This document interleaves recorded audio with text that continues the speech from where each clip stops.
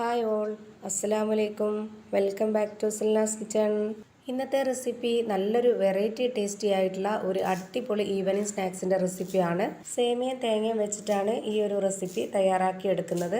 ആഴ്ചകളോളം നമുക്കിതൊരു ടിന്നിലിട്ട് വെച്ചിട്ട് നമ്മുടെ കുട്ടികൾക്കൊക്കെ സ്കൂളിലൊക്കെ പോകുമ്പോൾ സ്നാക്സ് ബോക്സിലൊക്കെ കൊടുത്തുവിടാൻ പറ്റിയ ഒരു നല്ല പലഹാരമാണിത്. KG കുട്ടികൾക്കൊക്കെ ഒട്ടുമിക്ക ആൾക്കാരും ബിസ്ക്കറ്റ് അല്ലാന്നുണ്ടെങ്കിൽ ബേക്കറി ഐറ്റംസ് അങ്ങനെ എന്തെങ്കിലുമൊക്കെ ആയിരിക്കും സ്നാക്സ് ബോക്സിലൊക്കെ കൊടുത്തു വിടുന്നത്.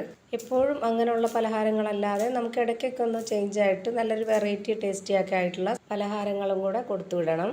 ഇതുപോലെ നമ്മൾ സേമിയ കൊണ്ട് തയ്യാറാക്കി എടുത്തിട്ടുള്ള ഈ ഒരു പലഹാരം നമുക്കൊരു കേടുകൂടാതെ 3 ആഴ്ച വരെയെങ്കിലുമൊക്കെ നല്ലൊരു പ്ലാസ്റ്റിക് ടിന്നിലോ അല്ലെങ്കിൽ ഉടയുന്ന കുപ്പിയിലോ ഒക്കെ അടച്ച് കാറ്റ് കയറാതെയൊക്കെ വെച്ചിരുന്നു കഴിഞ്ഞാൽ ഒരു 3 ആഴ്ച വരെയൊക്കെ നമുക്ക് ഉപയോഗിക്കാവുന്നതാണ്. അപ്പോൾ നമ്മുടെ ഇന്നത്തെ ഈ ഒരു റെസിപ്പിയിലോട്ട് കിടക്കുന്നതിന് മുമ്പായി സിൽനാസ് കിച്ചൺ ചാനൽ ആദ്യമായിട്ട് കാണുന്നവരാണെങ്കിൽ പ്ലീസ് ഒന്ന് സബ്സ്ക്രൈബ് ചെയ്തേക്കണേ. ഒപ്പം തന്നെ ഈ വീഡിയോസ് നിങ്ങൾക്ക് ഇഷ്ടപ്പെടുകയാണെങ്കിൽ ഒരു ലൈക്ക് ചെയ്യാനും മറക്കരുത്. ഇനി നമുക്ക് റെസിപ്പിയിലോട്ട് കിടക്കാം. അപ്പോൾ ഞാനിവിടെ ആദ്യം തന്നെ ഈ പലഹാരം തയ്യാറാക്കുന്നതിന് വേണ്ടിയിട്ട് ഇവിടെ ഒരു പാക്കറ്റ് സേമിയ ഇതുപോലെ പൊട്ടിച്ച് വെച്ചിട്ടുണ്ട്. ഈ ഒരു പാക്കറ്റ് സേമിയയ്ക്ക് വേണ്ടിയാണ് ഞാൻ ഇതിലേക്ക് ബാക്കിയുള്ള എല്ലാ ഇൻഗ്രീഡിയൻസും എടുക്കുന്നത്. നിങ്ങൾ എത്രയാണോ സേമിയ എടുക്കുന്നത് അതിനനുസരിച്ച് വേണം ബാക്കിയുള്ള എല്ലാ ഇൻഗ്രീഡിയൻസിൻ്റെ അളവും ചേർത്ത് കൊടുക്കാനായിട്ട്.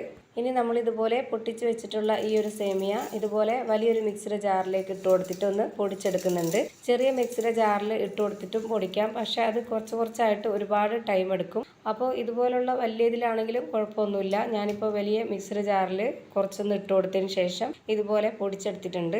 ഒരുപാട് അങ്ങ് നൈസായിട്ടല്ല പൊടിച്ചെടുക്കേണ്ടത്, ഒരു റവയുടെ ഒക്കെ തരി പോലെ ഇരിക്കണം. ആ ഒരു പരുവത്തിലാണ് ഇത് കറക്റ്റായിട്ട് പൊടിച്ചെടുക്കേണ്ടത്. ഇനിയിപ്പോൾ ഇവിടെ ഒരു പ്രാവശ്യം കൂടി പൊടിച്ചെടുക്കാനുള്ളത് ബാക്കിയുണ്ട്. അതും കൂടെ മിക്സിയുടെ ജാറിലേക്ക് ഇട്ട് കൊടുത്തിട്ട് നന്നായിട്ടൊന്ന് ഇതുപോലെ തന്നെ പൊടിച്ചെടുക്കാം.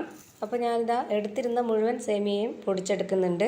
ഇപ്പോൾ ഞാനിവിടെ മുഴുവൻ സേമിയയും പൊടിച്ച് വെച്ചിട്ടുണ്ട്. ഇനി ഇതൊന്ന് മാറ്റി വെച്ചേക്കാം. ഇനി അടുത്തതായിട്ട് ചെറിയൊരു മിക്സിയുടെ ജാർ എടുത്തിട്ടുണ്ട്. ഇതിലേക്ക് 250 ml കപ്പിൻ്റെ അളവിൽ 1/4 കപ്പ് കപ്പലണ്ടിയാണ് ഇട്ട് കൊടുക്കുന്നത്. ഇനി ഈ കപ്പലണ്ടി ഒന്ന് നന്നായിട്ട് പൊടിച്ചെടുക്കുന്നുണ്ട്. അപ്പോൾ ഇതാ കപ്പലണ്ടിയും ഞാൻ ഇതുപോലെ തന്നെ ചെറിയൊരു തരിതരിപ്പോട് കൂടിയാണ് പൊടിച്ചെടുത്തിട്ടുള്ളത്. ഇനി ഇത് തയ്യാറാക്കാനായിട്ട് ഞാനിവിടെ ഒരു പാൻ സ്റ്റൗവിലേക്ക് വെച്ചിട്ടുണ്ട്. ഫ്ലെയിം ഓണാക്കി കൊടുത്തിട്ട് ലോ ഫ്ലെയിമിലാണ് ഇട്ട് വെച്ചിരിക്കുന്നത്. ഇനി ഞാൻ ഈ ഒരു പാനിലേക്ക് ഇട്ട് കൊടുക്കുന്നത് നേരത്തെ നമ്മൾ പൊടിച്ച് വെച്ചിരുന്ന ആ ഒരു സേമിയയാണ്. ഈ ഒരു ലോ ഫ്ലെയിമിൽ തന്നെ ഇട്ട് വെച്ചിരുന്നതിന് ശേഷം ഇത് നന്നായിട്ട് കൈവിടാതെ ഇളക്കി കൊടുത്തുകൊണ്ടിരിക്കണം. ഈ സേമിയ നമുക്ക് നന്നായിട്ട് വറുത്തെടുക്കണം. ഇതിൻ്റെ കളറൊക്കെ മാറി വരുന്നവരേക്കും വെയിറ്റ് ചെയ്യണം. അതുവരേക്കും ഇതുപോലെ നമ്മൾ കൈവിടാതെ ഇളക്കി കൊടുത്തുകൊണ്ടിരിക്കണം. അല്ലാന്നുണ്ടെങ്കിൽ ഇതിൻ്റെ ഓരോ ഭാഗമായിട്ട് കരിഞ്ഞു വരും. ഇപ്പോൾ ഇതാ ഇതിൻ്റെ കുറച്ചായിട്ട് കളർ ചേഞ്ചായി വരുന്നുണ്ട്. ഒന്നുകൂടെ ചെറുതായിട്ട് മൂത്ത് വരുമ്പോൾ ഈ ഒരു കളറായിട്ട് വരും. അതാണ് ഇതിൻ്റെ കറക്റ്റ് പരുവം. ഇതിപ്പോൾ കാണുമ്പോൾ തന്നെ നിങ്ങൾക്ക് മനസ്സിലാവുന്നുണ്ടാവും. ഇപ്പോൾ ഞാൻ അതിൻ്റെ ഫ്ലെയിം ഓഫ് ചെയ്തിട്ടൊന്നുമില്ല, ലോ ഫ്ലെയിമിൽ തന്നെ ഇട്ട് വെച്ചിരിക്കുകയാണ്. ഇനി ഇതിലേക്ക് ഇട്ട് കൊടുത്തിട്ടുള്ളത് കപ്പലണ്ടി പൊടിച്ചതാണ്. പിന്നെ ഇനി ഇതിലേക്ക് ഇട്ട് കൊടുക്കുന്നത് ഒരു മുറി തേങ്ങ ചിരകിയതാണ്. ഇനി ഇതിലേക്ക് നല്ലൊരു മണത്തിന് വേണ്ടി 2 ഏലക്ക ഇട്ട് കൊടുത്ത ശേഷം പിന്നെ ഒരു നുള്ള് ഉപ്പും കൂടെ ചേർത്ത് കൊടുക്കുന്നുണ്ട്. ഇത് നല്ല മധുരത്തിൻ്റെ റെസിപ്പിയാണ്, അതുകൊണ്ട് തന്നെ ഈ ഒരു മധുരത്തിനൊന്ന് ബാലൻസ് ചെയ്യാനായിട്ട് ഒരു നുള്ള് ഉപ്പും കൂടെ ഇട്ട് കൊടുക്കുന്നുണ്ട്. ഇനി ആ ഒരു ചെറിയ തീയിൽ തന്നെ ഇത് നമുക്ക് നന്നായിട്ട് ഇളക്കി യോജിപ്പിച്ച് കൊടുക്കാം. ഇതുപോലെ നന്നായിട്ട് ഇളക്കി യോജിപ്പിച്ച് കൊടുത്തതിന് ശേഷം ഇനി ഇതിലേക്ക് വേണ്ടത് ശർക്കര ഉരുക്കിയെടുത്തതാണ്. അപ്പോൾ ഇതിലേക്ക് ഓരോരുത്തർക്കും എത്ര മധുരമാണോ വേണ്ടത് അതിനനുസരിച്ച് ശർക്കര ഉരുക്കിയെടുത്ത് ഇതിലേക്ക് ഒഴിച്ചു കൊടുക്കാം.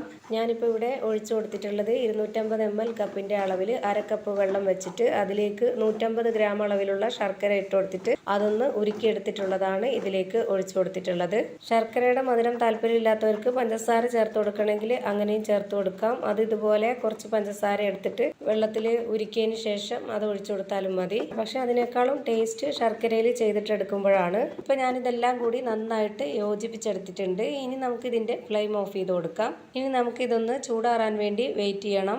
അങ്ങനെ ചൂടാറിയതിന് ശേഷം നമുക്ക് കയ്യിൽ കുറച്ച് നെയ്യോ അല്ലാന്നുണ്ടെങ്കിൽ ബട്ടർ ഉരുക്കിയതോ ഒന്ന് സ്പ്രെഡ് ആക്കിയതിന് ശേഷം നമുക്ക് ഇഷ്ടമുള്ള ഷേപ്പിൽ ചെയ്തിട്ടെടുക്കാവുന്നതാണ്. ഞാനിപ്പോൾ ഇതുപോലെ ബോൾ ഷേപ്പിലാണ് റെഡിയാക്കി എടുക്കുന്നത്. അപ്പോൾ ഇതുപോലെ ഒന്ന് ട്രൈ ചെയ്ത് നോക്കുക. തീർച്ചയായിട്ടും കുട്ടികൾക്ക് മാത്രമല്ല, ഇത് വലിയവർക്കും എല്ലാവർക്കും ഇഷ്ടാവുന്ന നല്ലൊരു സ്നാക്സാണ്. തീർച്ചയായിട്ടും നിങ്ങൾക്ക് എല്ലാവർക്കും ഇഷ്ടമാവും. അപ്പോൾ ഇത്രയേ ഉള്ളൂ ഇന്നത്തെ വീഡിയോ ഇഷ്ടമായാൽ ലൈക്ക് ചെയ്യാനും കമൻറ്റ് ചെയ്യാനും ഷെയർ ചെയ്യാനും മറക്കരുത്. അതുപോലെ തന്നെ ഞാനിടുന്ന പുതിയ വീഡിയോസ് നോട്ടിഫിക്കേഷനായിട്ട് കിട്ടുന്നതിന് വേണ്ടി സബ്സ്ക്രൈബ് ചെയ്ത് ബെല്ലൈക്കൺ അമർത്തി അതിൽ ഓൾ എന്ന ഓപ്ഷൻ എനേബിൾ ചെയ്ത് കൊടുക്കാനും മറക്കരുത്. പുതിയൊരു വീഡിയോയുമായി വീണ്ടും വരും. Thank you for watching.